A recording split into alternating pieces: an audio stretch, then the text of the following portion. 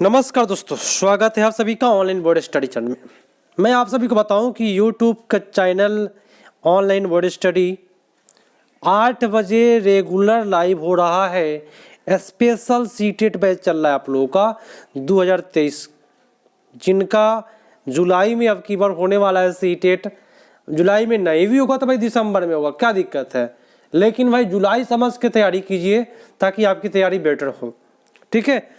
तो उनके लिए स्पेशल बैच चल रहा है और नंबर 1 क्लास दोस्तों, सफलता की 100% मैं गारंटी देता हूं, क्योंकि मेरे यहाँ जो भी ऑनलाइन या ऑफलाइन जो भी दोनों क्लास चलता है, ऑनलाइन पढ़ने वाले भी काफ़ी अच्छा नंबर लाए हैं मेरे यहाँ से।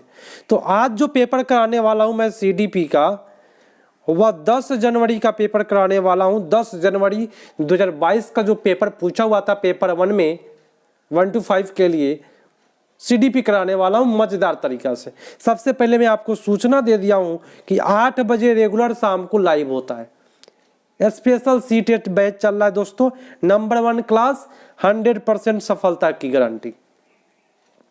चलिए शुरू करते हैं क्लास को। तो क्वेश्चन मैं शुरू करने वाला हूँ, उसके पहले मैं आपको बता देता हूँ कि 10 जनवरी का जो पेपर हुआ था 22 में, वह पेपर मैं कराने वाला हूँ विगत वर्षों का, ठीक है। और ये मेरा व्हाट्सएप नंबर है 9507095969। इस व्हाट्सएप नंबर से आप लोग जुड़ जाइए और बोलिएगा सर मुझे ग्रुप में जोड़ दिया जाए। मेरा नाम यह है, मैं आपको ग्रुप में जोड़ दूंगा। काफ़ी बेटर तरीका से आपकी तैयारी हो जाएगी। जब तक सीटेट एग्जाम नहीं होगा तब तक ये ग्रुप आपका चलते रहेगा, आपकी सफलता तक चलेगा दोस्तों। तो चलिए शुरू करते हैं आज का प्रथम क्लास में। देखिए प्रथम क्लास नहीं, क्लास का ये पांचवा क्लास है दोस्तों। शुरुआत मैं कर चुका हूं और आप लोग भाई शुरुआत कर देना है और रेगुलर 8 बजे शाम में आना है। चलिए शुरू करते हैं। निम्नलिखित में कौन सी कथन सही नहीं है? भैया मेरे यहाँ ट्रिक और समझा करके बताऊंगा, मजा आ जाएगा। निम्नलिखित में कौन सा कथन सही नहीं है? विकास क्रमबद्ध व्यवस्थित होता है, अच्छी बात है। विकास केवल आनुवंशिकता, तो केवल भाई नेगेटिव क्वेश्चन पूछा था और नेगेटिव हमको मिल गया, तो क्यों नहीं इसको मार के आएंगे, क्या दिक्कत है। केवल नेगेटिव होता है, हमेशा नोट कर लीजिए। जिन्होंने बी किया उनका सही जा रहा है। अगला प्रश्न है कि भाषा अर्जन के संदर्भ में निम्नलिखित में कौन सा चरण संवेदनशील है? भैया संवेदनशील चरण कौन सा होता है तो मैं आपको बता देता हूं। 3 से लेकर के 6 वर्ष का जो बच्चा होता है वह संवेदनशील बच्चा होता है। उसके सामने में यदि आप गाली दीजिएगा तो वो भी आपको गाली देगा, लेकिन अर्थ नहीं जानेगा। 3 से 6 वर्ष क्या होता है? प्रारंभिक बालावस्था। बहुत अच्छी बात है, जिन्होंने बी किया उन सभी का सही जा रहा है। काफी अच्छा तरीका से बताऊंगा, पूरा कंसेप्ट क्लियर होगा आपको क्वेश्चन से ही, ठीक है। चलिए क्वेश्चन कहता है कि बच्चे के समाजीकरण के द्वितीय कारक, बच्चों के समाजीकरण के द्वितीय कारक कौन से हैं बताएं। तो प्रथम कारक तो आपका होता है क्या? परिवार, आस पड़ोस। लेकिन द्वितीय कारक पूछता है तो आपका स्कूल आता है। समाजीकरण का द्वितीय कारक क्या होगा? स्कूल आता है और धर्म आता है। 2 चीज द्वितीय कारक में ये आपका हो जाएगा। प्राथमिक कारक में परिवार, आस पड़ोस आता है, ठीक है। तो यहाँ पे द्वितीय पूछा है तो मेरे दोस्तों द्वितीय में धर्म और स्कूल आता है। चलिए अगला प्रश्न है, चलिए हाँ, जीन पियाजे के संज्ञानात्मक विकास के अनुसार बच्चे संरक्षण किस अवस्था में कर पाते हैं? मेरे दोस्तों मेरी बात ध्यान से सुन लीजिए, मजा आ जाएगा। और ये ट्रिक सुन लीजिए, जीवन में यह क्वेश्चन कभी नहीं भूलेंगे आप लोग। यहाँ पे सबसे पहली बात क्या बोला है? संरक्षण की बात। संरक्षण मान लीजिए आपको कोई मैं सामान देता हूं तब ना संरक्षण करेंगे भाई। बिना सामान दिए कोई संरक्षण कर पाइएगा? आपके सामने में कोई सामान होगा तब ना संरक्षण करेंगे। तो जो सामने में होता है उसको मूर्त कहते हैं। तो भैया मूर्त संक्रियात्मक अवस्था हो जाएगा। संरक्षण करने के लिए सामने में कुछ होगा तभी कर पाइएगा। और संरक्षण के लिए मूर्त संक्रियात्मक 7 से लेकर के 11 वर्ष का एज होता है। इसमें बच्चा संरक्षण करना सीख जाता है। तो नोट कर लीजिए कि भैया संरक्षण कब होता है, कहीं भी संरक्षण रहेगा तो मूर्त संक्रियात्मक मार्ग के आइएगा, कोई दिक्कत होगा ही नहीं पियाजी में। तो मेरे यहाँ ट्रिक कंसेप्ट क्लियर करा करके बताऊंगा, दिक्कत होगा ही नहीं। आज से क्लास में लगे रहिए, आने जाने वाले को जाने दीजिए, आने दीजिए। लेकिन अगर आप लगे हैं ना मेरे यहाँ रेगुलर 8 बजे शाम को एक क्लास ज्वाइन कर लेते हैं सीटेट एग्जाम तक, वही गारंटी देता हूं कि आप फेल करेंगे ही नहीं। क्वेश्चन कहता है अगला, सुन लीजिए क्या कहता है क्वेश्चन कि मूर्त संक्रियात्मक, एक सेकेंड दोस्तों, हाँ, मूर्त संक्रियात्मक अवस्था में बच्चे को पढ़ाते हुए एक शिक्षिका को क्या नहीं करना चाहिए। मेरे दोस्तों सबसे पहली बात सुनिए, वर्गीकरण का मौका देना है बच्चों को, अवसर बोले तो क्या मौका देना है, ऐसी समस्या देना जिसमें अमूर्तता हो। तो भाई मूर्त की बात कर रहा है और यहाँ पे अमूर्त बोल दिया, तो गलत हुआ कि नहीं हुआ, तो नेगेटिव बात, तो नेगेटिव उत्तर। अमूर्तता वाली बात, मूर्त की बात कहता है, मूर्त की वाली बात होनी चाहिए ना, तो अमूर्त बोल दिया है, तो ये आपका उत्तर B is the right answer. अगला प्रश्न है, 4 से 5 साल की उम्र में बच्चे अक्सर अपने आप से बातचीत करते हैं। मेरी बात, दो बात ध्यान से सुनिएगा, हमेशा बोलूंगा कि आप दो बात ध्यान से सुने इस क्वेश्चन में। 4 से 5 वर्ष में बच्चा खुद से बात करता है, माने आपको ही मैं मान लेता हूं, आप खुद से बात करते हैं कि नहीं, करते होइएगा कभी न कभी। तो जब खुद से बात कीजिएगा तो वाइगोत्स्की के अनुसार अगर आप खुद से बात करते हैं तो अपनी सोच को क्या कर रहे हैं, नियमित करने में मदद कर रहे हैं। जैसे कि खुद से बात करिएगा तो कैसे बोलिएगा, मैं आपको बताता हूँ। कहिएगा कि इस सामान को मैं यहाँ रखूंगा और इसके बाद इसको टेबल को उठा करके यहाँ रख दूंगा। ये क्या कर रहे हैं, तो अपनी सोच को नियमित कर रहे हैं, मदद कर रहे हैं अपनी सोच में। तो खुद से बात करने को निजी भाषण कहते हैं वाइगोत्स्की के अनुसार, और अहम केंद्रित भाषण कहते हैं पियाजे के अनुसार आत्म। अगला क्वेश्चन है कि निम्नलिखित में किसे जोड़ दिया कि व्यक्ति के विकास को सामाजिक सांस्कृतिक संदर्भ के बिना समझाया जा सकता है। किसने जोड़ दिया कि व्यक्ति का जो विकास है, किसने बोला, ये क्वेश्चन पूछ रहा है कि जो व्यक्ति का विकास है सामाजिक सांस्कृतिक संदर्भ के बिना संभव नहीं होगा। तो समाज की बात किसने बोला, किसने बोला है भाई, तो वाइगोत्स्की साहब। ठीक है, चलिए बहुत अच्छी बात है। अगला प्रश्न है कि लॉरेंस कोलबर्ग द्वारा प्रतिपादित नैतिक विकास के किस स्तर पर व्यक्ति यह तर्क देता है कि केवल समाज ही तय कर सकता है कि क्या सही है, क्या सही नहीं है, क्या नहीं है। तो ये बात जो है, देखिए कोलबर्ग की बात मैंने आपको बताया था कि भाई केवल समाज ही तय करे। अगर कहीं भी कोलबर्ग के नियम में आएगा कि समाज के नियम को मान रहे हैं, समाज जो तय करेगा हम उसको मानेंगे, तो समाज वाली बात कभी भी कहेगा मेरे दोस्तों, कहीं भी समाज की बात कहे कोलबर्ग के पार्ट में, तो ये आपका जो उत्तर होता है वह अधिकारिता सामाजिक क्रम व्यवस्था अभिविन्यास में आता है, समाज की बातों को मानता है। ठीक है, आपका उत्तर सी इज द राइट आंसर। और जिन्होंने सी किया है उन सभी का सही जा रहा है। अगला प्रश्न पाते हैं, सुनिएगा ध्यान से। देखिए मैं आपको कम समय में 30 प्रश्न कराता हूं और वो भी कंसेप्ट के साथ। निम्नलिखित में कौन सी व्याख्या हावर्ड गार्डनर के द्वारा प्रतिपादित तार्किक गणितीय बुद्धि का अभिलेख करती है। तो गार्डनर साहब क्या बोले हैं, तो मानवीय अस्तित्व के मामले पर सोचने का समर्थ संवेदनशीलता, नहीं भाई गार्डनर साहब क्या बोले उसके बारे में बताना है। ध्वनि तालमेल संवेदनशीलता नहीं, क्या बोले हैं हावर्ड गार्डनर द्वारा तार्किक गणित के लिए, तो भाई तार्किक के बारे में यहाँ बोला है और यहाँ भी भाई तर्कपूर्ण लग रहा है हमको, तो क्यों नहीं मानेंगे। मैं आपको सीटेट का एक राज बताता हूँ, जो बात क्वेश्चन में कहता है वही बात अगर ऑप्शन में कहे तो सीटेट का राज है कि 98% सही जाता है ऐसे प्रश्न। तो समस्याओं को तर्कपूर्ण तरीके से विश्लेषण करने और मामलों को वैज्ञानिक दृष्टि से विवेचना करने की क्षमता। ये आपका D is the right answer, सबसे बेटर सही जाएगा डी। अगला है एक प्रगतिशील कक्षा में अधिगम। भैया जब प्रगतिशील कक्षा है तो अधिगम क्या होगा?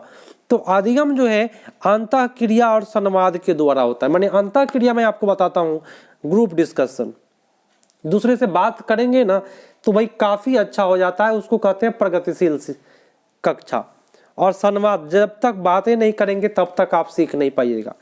शिक्षक को कोई अधिगमकर्ता को एक तरफा, यहाँ पे एक तरफा गलत है और यहाँ निष्क्रिय गलत है और यहाँ पे केवल गलत है। तो सबसे बेटर जो उत्तर गया है आपका ये पड़ गया है।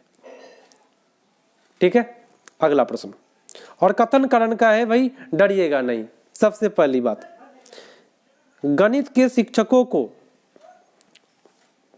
लड़कियों से कक्षा में बहुत कम अपेक्षा रखनी चाहिए। भाई ये बात तो गलत बोल दिया। लड़कियों में गणित को समझने की आनुवंशिकता क्षमता नहीं होता है। क्या लड़की में नहीं होता है गणित बनाने की क्षमता? ये भी बात गलत बोला। कितना गलत बात है भाई। तो भाई इसमें गलत सही बात चुनना रहता है। तो भाई दोनों गलत है, तो आपका D is the right answer. यहाँ पे डी लिखा था, थोड़ा सा मैं इसी में लिख दिया हूँ। यहाँ पे है ए और आर दोनों गलत है। ठीक है, अगला प्रश्न है। देखिए आप लोग के लिए मैं काफी बेटर तरीका से खुद से टाइपिंग करता हूँ क्वेश्चन, और आप लोग को रेगुलर 8 बजे शाम में लाइव कराता हूँ। तो आप लोग भाई ईमानदारी से पढ़ाई करें, रियली रूप से कहते हैं कि आप फेल नहीं करेंगे। अगला क्वेश्चन है भाई भाषा के संदर्भ में राष्ट्रीय शिक्षा नीति 2020 किस पर बल देती है? भाई किस पर बल देगा? तो एक वाली बात, फिक्स वाली बात गलत होता है। बहुमान्यता अच्छी बात है ना, बहुभाषिकता बोलते हैं इसको, सही बात है। भाई कह रहा है कि पूरे देश में निर्देश का माध्यम अंग्रेजी हो। यहाँ पे पूरे देश में कह रहा है, खाली अंग्रेजी में पढ़ाएंगे तो बच्चा नहीं पढ़ पाएगा। पूरे देश में निर्देश का माध्यम हिंदी है तो केवल हिंदी भी नहीं जाएगा सही। तो आपका क्या होगा? बहुभाषिकता मानिए, क्योंकि अलग अलग भाषा है सभी बच्चों का, इसलिए आपका उत्तर ए पर चला गया। नेक्स्ट प्रश्न है कि मूल्यांकन का उद्देश्य क्या है? मतलब दोस्तों मैं आपको बताता हूं मूल्यांकन का उद्देश्य होता क्या है। अधिगम के असफलता का डर पैदा करता है। क्या भाई डर पैदा करना काम है? नहीं दोस्तों, मूल्यांकन, आप टीचर है, किसी बच्चा का मूल्यांकन कर रहे हैं, क्या डर पैदा कर रहे हैं आप? नहीं दोस्तों, गलत बात बोला। बुरे, यहाँ पे पूरे होना चाहिए, पूरे प्रदर्शन के लिए बच्चों को शर्मिंदा करना। भाई बच्चा को आप लजवाइएगा नहीं, ये भी गलत बोला। अधिगमकर्ताओं के प्रदर्शन एक दूसरे से तुलना करना, ये भी बात नेगेटिव बात है, भर भर के नेगेटिव दिया यहाँ पे। अधिगमकर्ताओं को सीखने की प्रक्रिया में मदद करने के तरीका का खोजना, ये सबसे बेटर। जिन्होंने यहाँ पे डी किया है उन सभी भाइयों का सही जाते हुए। तो आप लोग उत्तर दीजिए, उत्तर नहीं दे पा रहे हैं, काफी लोग जुड़े हुए हैं लेकिन उत्तर नहीं देते। और आप सभी को एक बार जोरदार लाइक ठोक दीजिए, सभी कोई मिल करके एक बार जोरदार लाइक ठोक दीजिए सभी कोई। ठीक है, चलिए और पढ़ लीजिएगा। उसके बाद अपने दोस्तों के पास व्हाट्सएप पर जरूर भेजिएगा और बोलिएगा कि यहाँ से तैयारी शुरू करो। गारंटी है भाई निकलेगा आपका दोस्त भी और आप भी। तो आप अपने अपने दोस्तों को जोड़ने का काम जरूर करें। निम्नलिखित में कौन सा प्रश्न समालोचनात्मक सोच को बढ़ावा देगा? देखिए मैं आपको एक ट्रिक बताया था, समालोचनात्मक सोच को बढ़ावा देने वाले।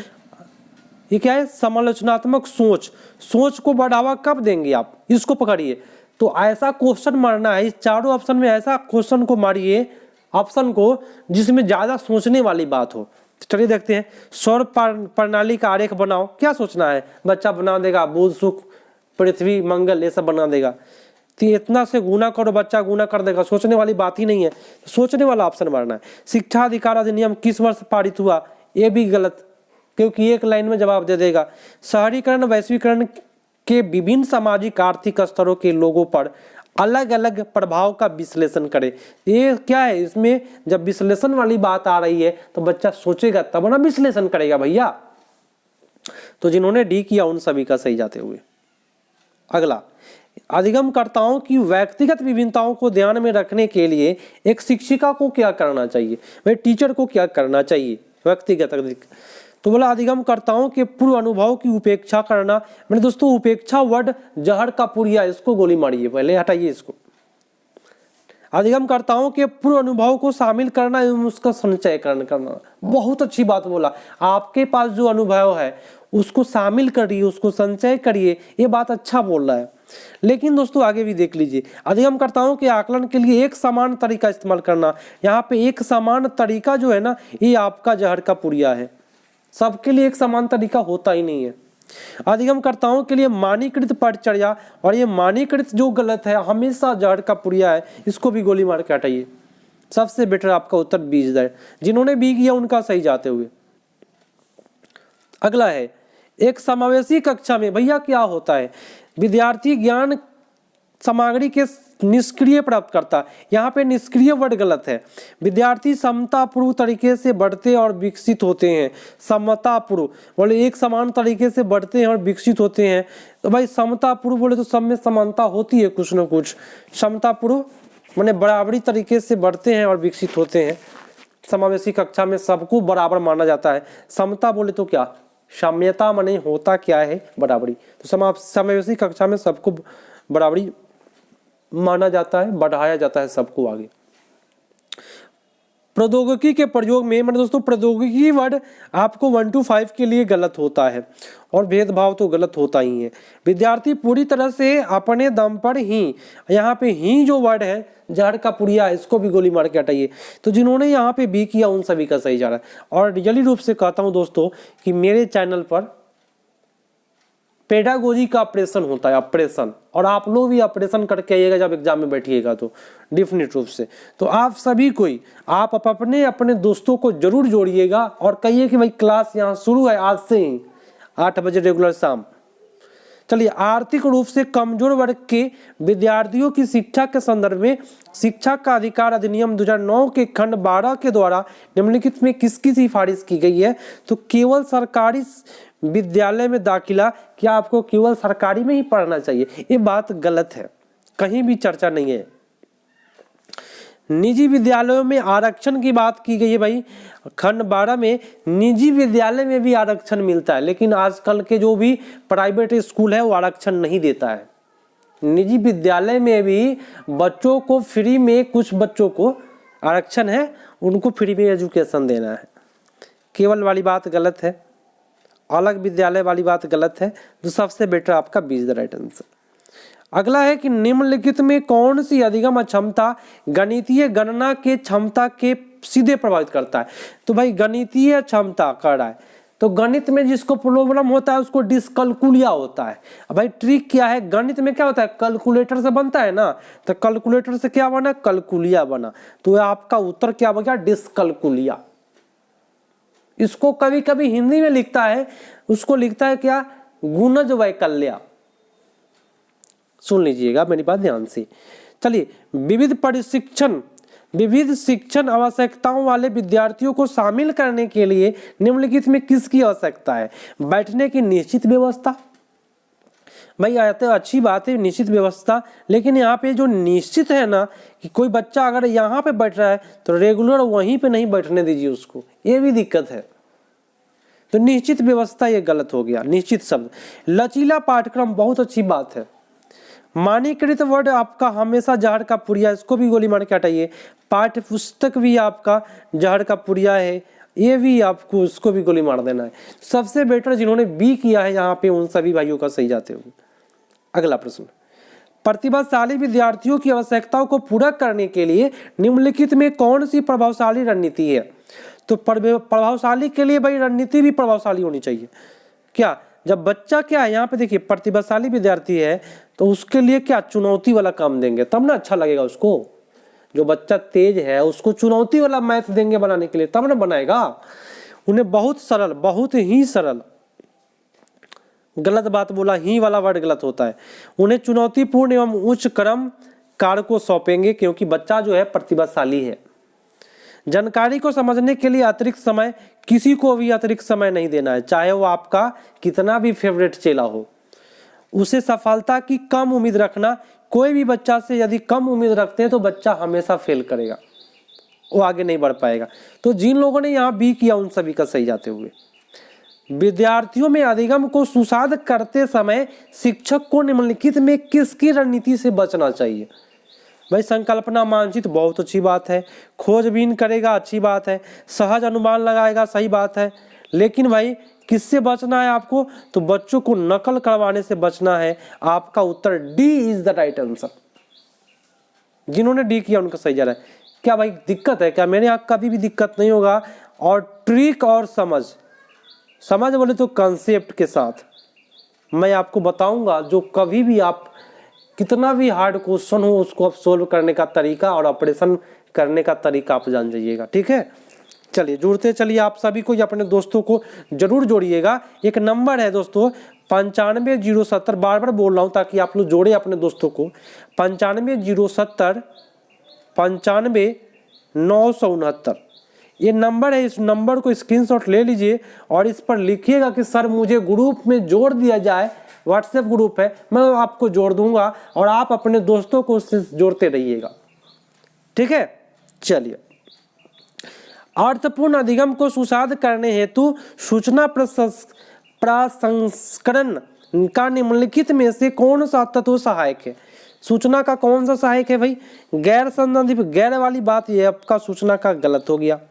विस्तार रूप से कीजिएगा तो भी गलत है। कोई भी सूचना को कभी विस्तार रूप से नहीं बताइए, सीधा बोलिएगा क्लास में जा कर के कि कल स्कूल इतना बजे, इतने तारीख को स्कूल इतना से इतना तक बंद रहेगा। विस्तार तो हुआ नहीं। उद्दीपक प्रतिक्रिया अनुबंधन। सूचना क्या है दोस्तों? सूचना एक प्रकार का क्या है? उद्दीपक है। जैसे ही सुनना बच्चा सुनेगा उछल उठेगा। ठीक है, याद करने वाली बात आपका गलत है। सबसे बेटर जिन्होंने बी सी किया उनका सही जाते हुए। ठीक है, चलिए एक सेकेंड।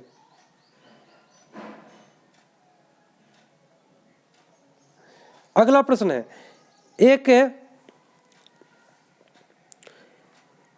सॉरी एक सेकेंड, मैं बीच में थोड़ा सा रुक गया।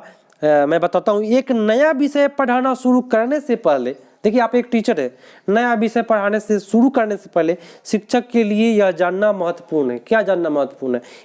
इस ऑप्शन में चुनिए कौन कौन जानना महत्वपूर्ण है।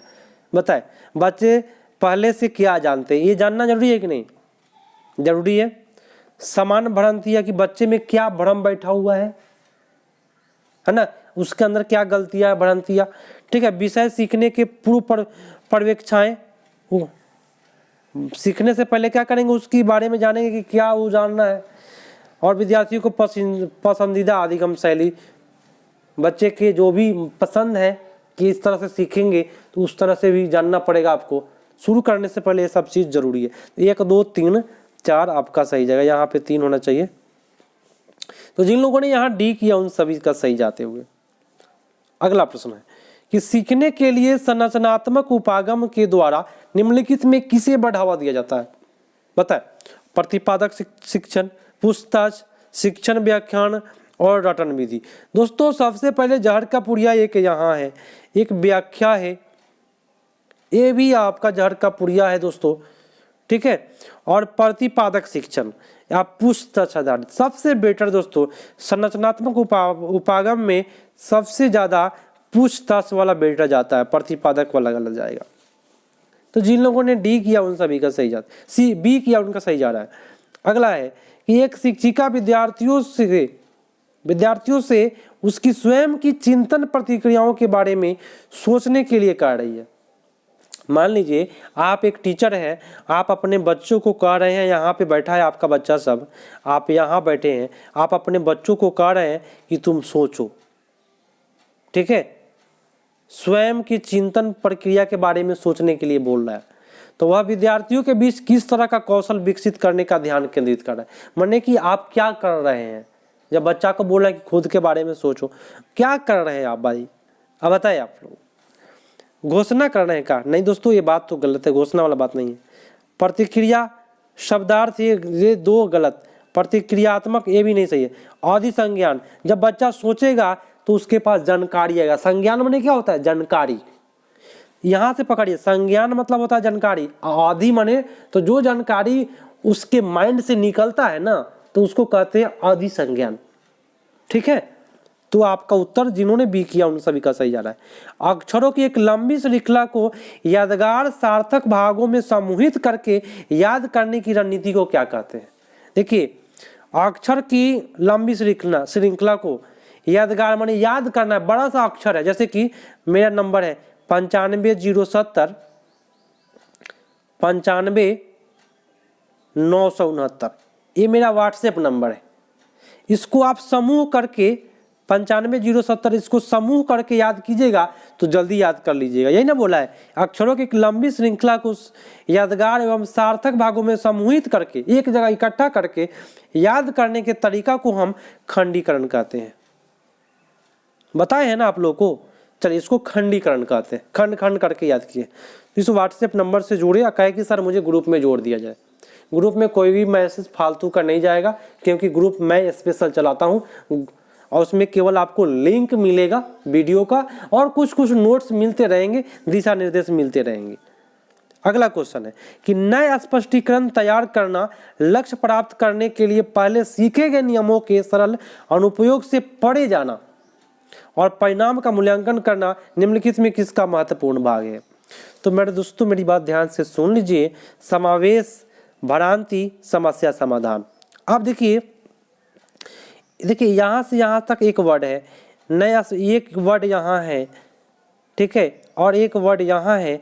ये सब क्या है? तो समस्या समाधान करने का एक तरीका है। भ्रांति गलत है, रटना गलत है, तो सबसे बेटर क्या होगा? समस्या समाधान, समावेश नहीं होगा। अगला क्वेश्चन कथन कारण वाला है, मजा आ जाता है भाई, सबसे इजी होता है कथन कारण। कहता है क्या? शिक्षकों की किसी संप्रत्यय से संबंधित विद्यार्थियों द्वारा ग्रहण भ्रांतियों के वैकल्पिक अवधारणा की उपेक्षा करनी चाहिए। ये जो उपेक्षा वर्ड है ना दोस्तों, ये गलत होता है। कहीं भी बोल देगा तो जहर का पुड़िया है। चलिए, भ्रांतियां अत्यंत गलत होती है, ये भाई अत्यंत गलत बोल दिया। ऐसा नहीं है कि भाई भ्रांतियां नहीं है, आपके मन में भी भ्रांतियां होता है कि हम पास करेंगे कि नहीं करेंगे, ठीक है। तो भाई अत्यंत जो वर्ड है ना वो गलत है। यहाँ तर्कहीन बात जो बोला है ये भी गलत है, तो दोनों गलत हुआ। तो मेरे दोस्तों दोनों गलत, तो आपका डी वाला ऑप्शन में लिखा हुआ है। अगला है कि संवेग से संबंधित समकालीन मनोवैज्ञानिक सिद्धांत संज्ञानात्मक और भावात्मक प्रतिक्रिया के संदर्भ को किस तरह से देखते हैं? एक दूसरे से स्वतंत्र है, एक दूसरे से गूंथे हैं। देखिए, कभी भी संवेग जो होता है ना दोस्तों, ये देखिए संवेग लिखा हुआ है, कभी भी संवेग जो होता है एक दूसरे से जुड़ा होता है। तो जुड़ा को क्या कहते हैं? एक दूसरे से गूंथा हुआ है। माने जैसे कि गुड़िया जो होता है ना, माला, एक दूसरे से क्या होता है? माला, इस प्रकार से माला को गूंथा हुआ रहता है। उसी प्रकार संवेग जो है संज्ञानात्मक रूप से एक दूसरे से क्या है? गूंथे है। इसमें आप नेगेटिव तौर पर भी इसको देख सकते हैं, केवल, केवल, स्वतंत्र है, एक दूसरे से स्वतंत्र है, तो ये भी अकेला हो गया। तो सबसे better be is the right answer. जिन्होंने बी किया उनका सही जा रहा है। और आज का लास्ट प्रश्न है दोस्तों, देखिए 30वां प्रश्न है और 28 मिनट में मैं टोटल करा दिया आपको, ठीक है। चलिए, विद्यार्थी सीखने के लिए प्रेरित महसूस करते हैं जब काज होता है। जब प्रेरित कब महसूस करेगा बच्चा? जब मूर्त अत्यधिक जटिल हो। तो अत्यधिक जटिल जो वर्ड बोला है, जहर का पुड़िया, गोली मार के हटाइए इसको। दुनिया वास्तविक, उसकी वास्तविक दुनिया से जुड़ा हो, अच्छी बात है। अप्रासंगिक, अ बोले तो न, अ मतलब होता है नहीं, गलत हो गया। बिल्कुल भी चुनौतीपूर्ण नहीं, तो नहीं वर्ड गलत हो गया। तो जिन्होंने बी किया जिन्होंने बी किया उन सभी का सही जा रहा है, ठीक है। और आप सभी से मैं फिर से करना चाह रहा हूं भाई, सुन के जाइए मेरी बात। सबसे पहली बात तो एक बार आप लोग लाइक कर दीजिएगा। और काफ़ी लोग देखते हैं चैनल को लेकिन सब्सक्राइब नहीं करते हैं भाई, सब्सक्राइब करके एक बार घंटी दबा लीजिए। जब भी लाइव आऊँगा आपको नोटिफिकेशन मिलेगा क्लास का और आप क्लास को कर पाइएगा। सुन के जाइएगा मेरी बात ध्यान से। और आप अपने दोस्तों को इस नंबर से जोड़ लीजिए, इस नंबर से जोड़ लीजिए। और आप अभी तक नहीं जुड़े हैं तो आप इस नंबर से जुड़ जाइए, कहीं कि सर मुझे ग्रुप में जोड़ दिया जाए, ठीक है।